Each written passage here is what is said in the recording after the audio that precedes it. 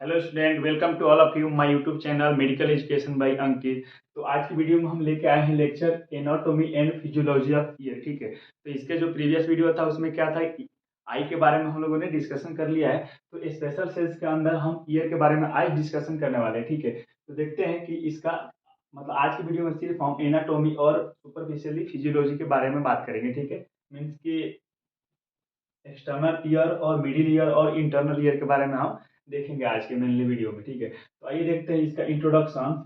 Year consist of three parts. ठीक है, year को क्या है कि थ्री पार्ट्स में डिवाइड रखते हैं। ठीक है, फर्स्ट में है एक्सटर्नल ईयर, मिडिल ईयर और इंटरनल ईयर। ठीक है, आप जो आंखों से जो देखते हैं जो विजुअल पार्ट होता है वो ये आप देख सकते हैं। इसमें मैं ग्रीन से ड्रॉ किया हूँ। ठीक है, ये क्या है, एक्सटर्नल ईयर में ये है। ठीक है, एक्सटर्नल एक्सटर्नल ईयर के ये अंदर आता है। ठीक है, और ये जो है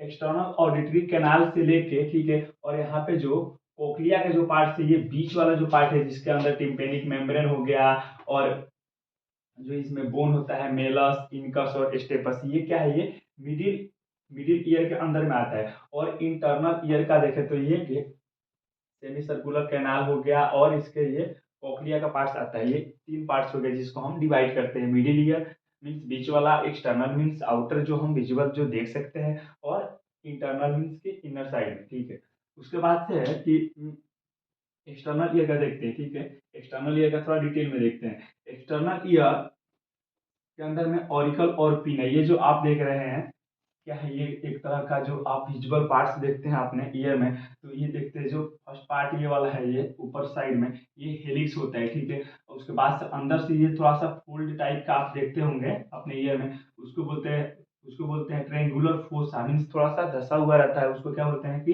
ट्रेंगुलर, उसको फोसा बोलते हैं। ठीक है, और इसके बाद से अंदर से थोड़ा सा जब ये ऑडिटरी जो कैनाल है इसका ये वाला साइड में, उसके जस्ट से थोड़ा सा एक फोल्डिंग टाइप का स्किन का होता है, उसको बोलते हैं कोंका के नाम से बोलते हैं। ठीक है, और नीचे वाला जो हो गया ये ऑरिकल और ईयर लोब बोलते हैं, जो कि यहाँ पे आप देख सकते हैं। ठीक है, तो ये एक्सटर्नल ईयर हो गया। उसके बाद से ये एक्सटर्नल ऑडिटरी कैनाल होता है। ठीक है, कैनाल जैसे कि एक पाथवे जो कि इसमें वेव जाता है। ठीक है, तो ये एक्सटर्नल ईयर का जो विजुअल पार्ट्स हो गया आप देख सकते हैं। तो ये क्या है, इट मेड बाई फाइब्रस कार्टिलेजेनस। ठीक है, फाइब्रस, यहाँ पे फाइब्रस टिश्यू यहाँ पर हो रहता है, प्रेजेंट रहता है। और कार्टिलेजेनस में देखिए, कार्टिलेज होता है ना जो कि एक का क्या होता है कि फ्लेक्सिबल नेचर का होता है। ठीक है ना, तो आप अपने ईयर को टच कीजिए, यहाँ पे क्या है, ये टूटता नहीं है, मतलब कि मूव हो जाता है इजीली। मीन्स क्या है, उसके साथ क्या है, फ्लेक्सिबिलिटी है। ठीक है, तो और उसके बाद से कनेक्टिव टिश्यू एंड स्किन से कवर रहता है, कनेक्टिव टिश्यू रहता है और इसको स्किन से वो कवर रहता है। और इसका काम क्या होता है, ठीक है, इट कलेक्ट साउंड वेव। जैसे कि कोई भी अपॉन, जैसे कि मैं यहाँ पे खड़ा हूँ, ठीक है, तो यहाँ से क्या होता है कि साउंड वेव से एक्सटर्नल ईयर जो है वो क्या करता है, उसको कलेक्ट करता है, कलेक्ट करने का काम करता है साउंड वेव को। उसके बाद से ये जो आप देख रहे हैं एक्सटर्नल ऑडिटरी कैनाल, इसको कलेक्ट करके और इसको क्या करता है, ट्रांसमिट करता है। ये अपन एक्सटर्नल ईयर के बारे में इतना देख लिए। ठीक है, उसके बाद से है एक्सटर्नल ईयर का, ये देखिए एक्सटर्नल ऑडिटरी कैनाल मीटर्स।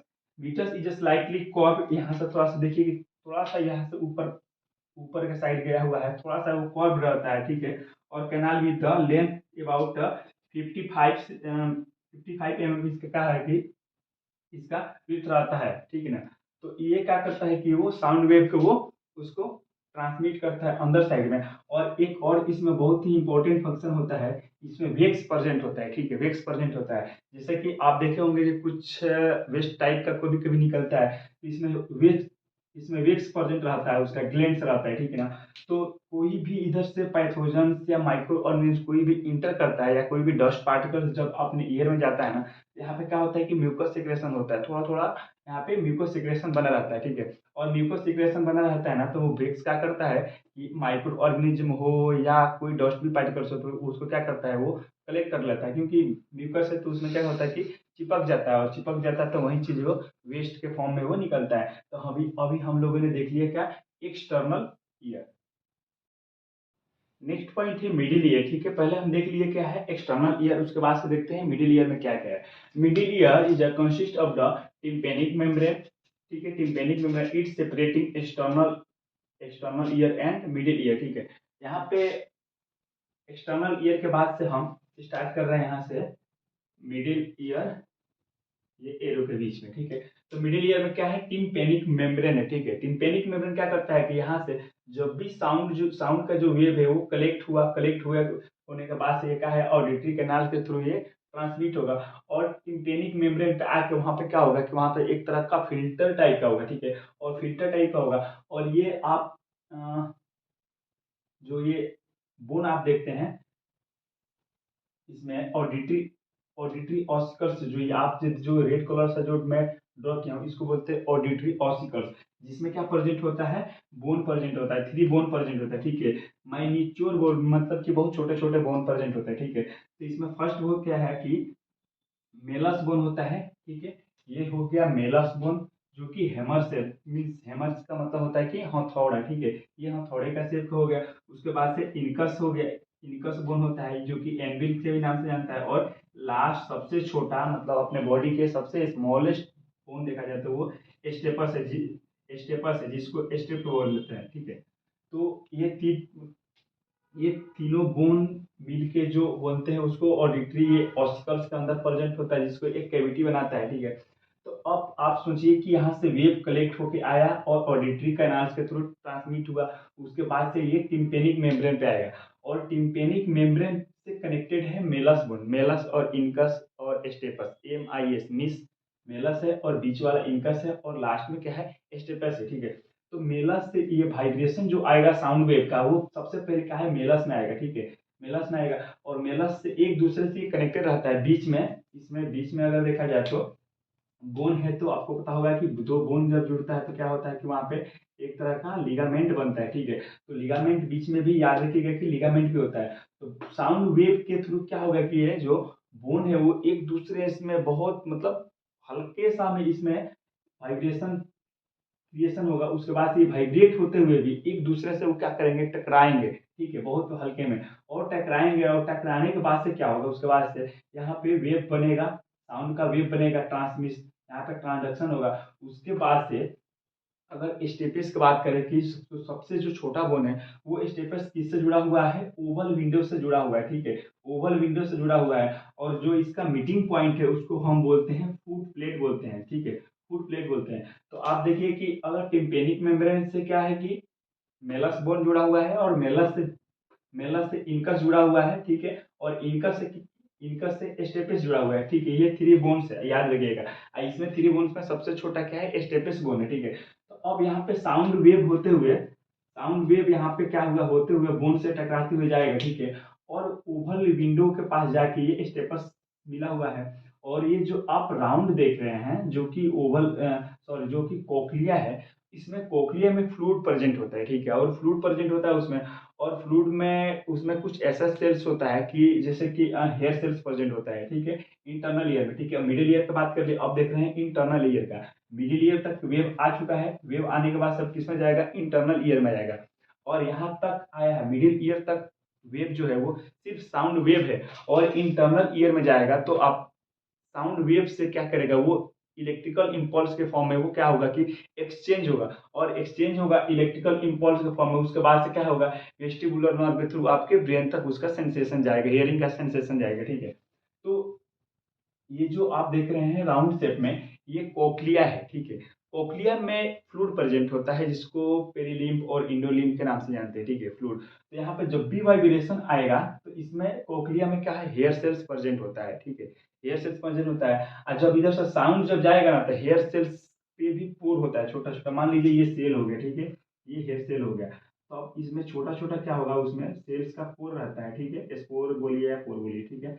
ये जब साउंड वेव जब आता है ना तो ये क्या होता है पूर्व जो होता है वो स्टिमुलेट होता है, फ्लूइड में ही होता है, और वो थोड़ा सा क्या होगा स्टिमुलेट होगा, एक्टिव होगा, और ये एक्टिव होके उसके बाद से हेयर सेल्स को एक्टिव करेगा, क्योंकि साउंड वेव जा रहा है, और हेयर सेल्स को एक्टिव करेगा। और हेयर सेल्स क्या करता है कि जो साउंड वेव है उसको कलेक्ट करता है, उसके बाद से साउंड वेव से इलेक्ट्रिकल इंपल्स के फॉर्म में या नर्व कंडक्शन कर सकते हैं, या उसको एक्शन पोटेंशियल जनरेट करते हैं। यहाँ से तक तो एक्सटर्नल ईयर से मिडिल ईयर तक आया। और जब भी कोक्लिया में साउंड का वेव जाता है तो फ्लूइड के हेल्प से और हेयर सेल्स की हेल्प से क्या होता है कि साउंड जो है वो कन्वर्ट हो जाता है कैसे इलेक्ट्रिकल इंपल्स में। और भी आपको अपने नर्वस सिस्टम का अगर देखा जाए तो पेरिफेरल नर्व है या सेंट्रल नर्वस सिस्टम है, ठीक है। तो उसमें कोई भी नर्व्स के उसको क्या एक्शन पोटेंशियल के फॉर्म में सेंसेशन जाता है, ठीक है। जैसा कि इसके प्रीवियस वीडियो में आप याद करिए तो आई के बारे में हम जब लोग देखा था तो उसमें रॉड एंड कोन सेल्स था, तो वो क्या करता था,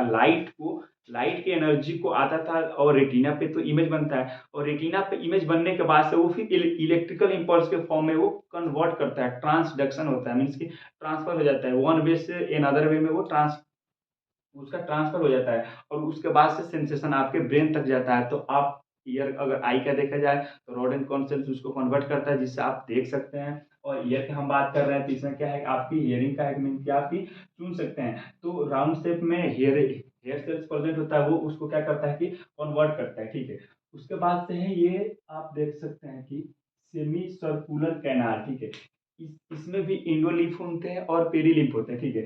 मेनली अपने ईयर का मेन फंक्शन क्या है, एक तो है कि हियरिंग के लिए, सुनने के लिए है, और दूसरा एक और भी बहुत इंपॉर्टेंट फंक्शन है, जैसे कि अपने हेड रोटेशन, मैं हेड रोटेशन कर रहा हूँ, आपको मैं टीचिंग कर रहा हूँ तो क्या है हेड रोटेशन हो रहा है या मेरा थोड़ा बॉडी मूवमेंट होता है, तो हेड का बैलेंसिंग के लिए और बॉडी के बैलेंसिंग के लिए भी हेल्प करता है ईयर, तो उसको सेमी सर्कुलर कैनाल का अंदर जो आता है वो हेड के बैलेंसिंग के लिए आता है। और कोक्लिया आपको याद रखिएगा, ये राउंड जो जो आपने गांव में देखा होगा ना कि घोंघा बोलते हैं, ये घोंघा के जो शेप के है वो कोक्लिया बोलते हैं, और कोक्लिया का काम क्या है, हियरिंग के लिए।